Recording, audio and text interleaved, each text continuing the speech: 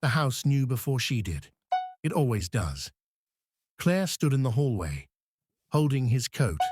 It was heavier than it should have been, like it carried a weight that didn't belong to her. The smell wasn't unfamiliar, but it wasn't hers either. Something sharper, something borrowed. She didn't move for a long time.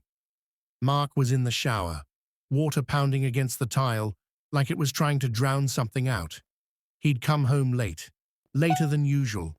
Not late enough to raise questions, just late enough to plant them. She hung the coat back where it belonged. At dinner, Mark talked too much. When people are honest, they leave space between words. When they're lying, they fill the air so no one can step into it. Claire watched his mouth move. She noticed how he avoided saying names, how he kept his eyes on his plate like it might accuse him. "You're quiet," he said. "I'm listening." That wasn't a lie. She listened to the sound of their marriage breaking in small, polite ways. The clink of silverware, the pause before his answers, the way he reached for his glass instead of her hand. Later, in bed, he turned toward her like he always did. Habit is a powerful thing. His arm rested on her waist, careful, almost respectful. It made her throat tighten. She remembered when his touch used to mean something, when it felt like a choice, not a routine, when she didn't have to wonder where his mind had been before it came back to her. "Mark," she whispered. "Mm-hmm." The room held its breath. She could say it. The words were right there, "I know." 2 syllables sharp enough to cut through years. She imagined what would follow.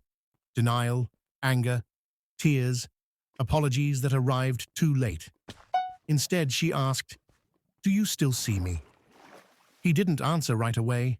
That pause was louder than any confession. "Yes," he said finally, too fast.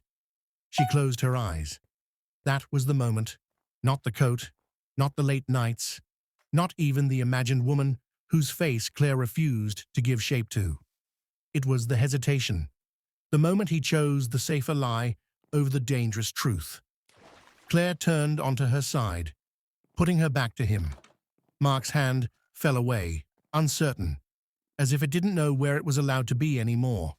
In the dark, her chest ached, not from anger, but from grief. Grief for the woman she used to be. Grief for the love that once felt solid and now felt like something she was constantly bracing herself not to lose. Behind her, Mark stayed still. Men think betrayal is the act. They're wrong. Betrayal is the distance, the silence, the choice to come home and leave someone anyway. Claire stared at the wall, eyes burning, heart awake.